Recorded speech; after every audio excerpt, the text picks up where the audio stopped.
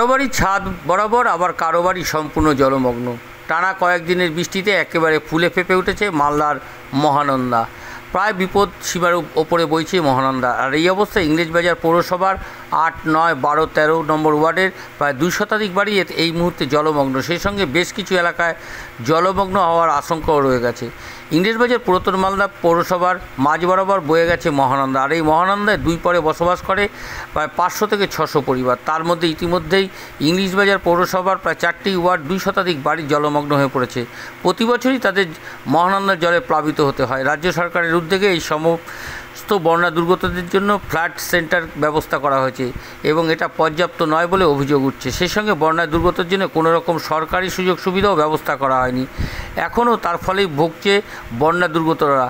যদিও এই বিষয়ে ইংরেজবাজার পৌরসভার দাবি, বন্যা দুর্গতদের থাকার ব্যবস্থা সহ সরকারি সমস্ত রকম সুযোগ সুবিধার ব্যবস্থা করা হয়েছে। ইংরেজবাজার পৌরসভার বিরোধী দলের নেতা অম্লান ভাদুরীর দাবি, প্রতি বছরই মহানন্দীর জলে বাড়ে, তখন নদীর পাড়ে যারা বসবাস করে তারা ডুবে যায়। আর সেক্ষেত্রে ইংরেজবাজার পৌরসভার যে ভূমিকা সেটা সঠিকভাবে আমরা দেখতে পাই না। ২৪ ঘন্টা ইন্ডিয়া টিভির প্রতিনিধির বিশেষ প্রতিবেদন। আগে কোথায় থাকতেন আপনারা?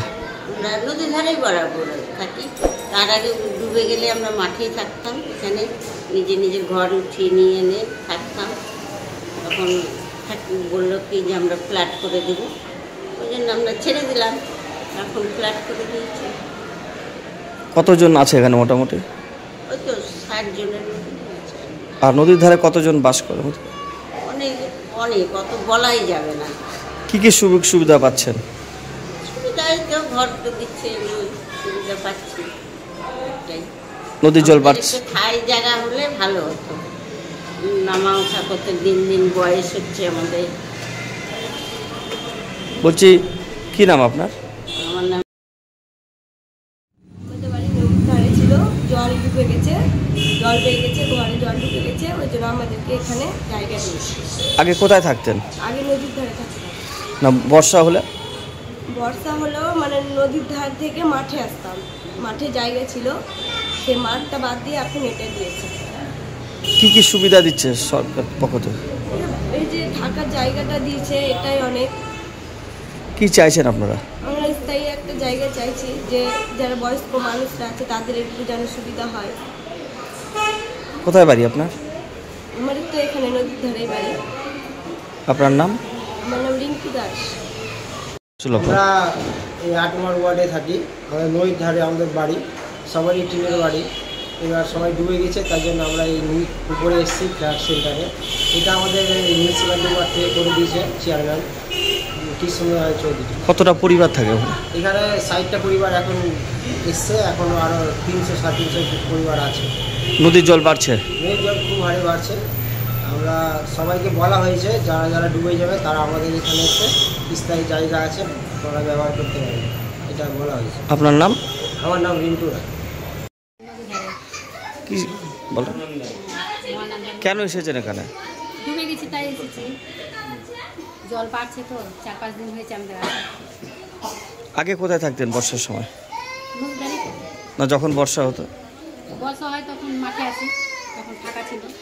এখন ফ্ল্যাট করে দিয়েছি, এখন ফ্ল্যাটে আছে। কতটা পরিবার থাকে মোটামুটি? ৬০টা আছে। আর নদীর ধারে? নদীর ধারে অনেকগুলো আছে, অত বলতে জানি না।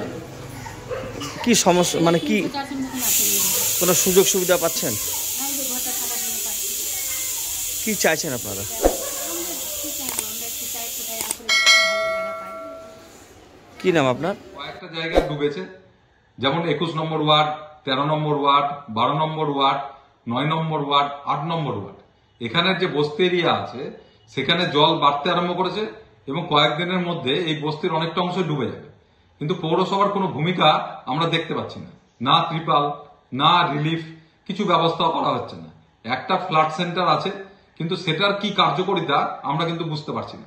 কারণ এই এলাকায়, বস্তি এলাকায় প্রায় ৫,০০০ মানুষের বসবাস এবং তারা এই বন্যার সময় অনিশ্চিত হয়ে যায় তাদের থাকাটা।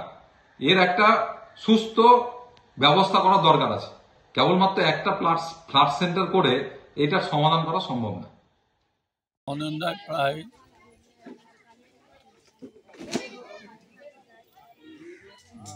৮ 9, 12, 13, 14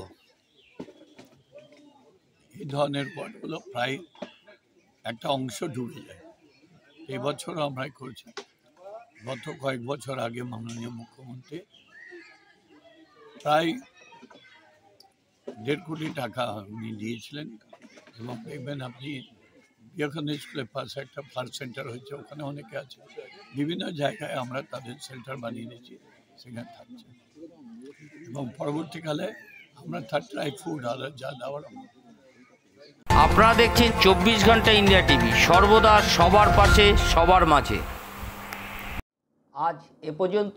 সঙ্গে রাখুন 24 ঘন্টা ইন্ডিয়া টিভি। দেখতে থাকুন সব জেলার সব খবর সবার আগে 24 ঘন্টা ইন্ডিয়া টিভির পর্দায়। নমস্কার।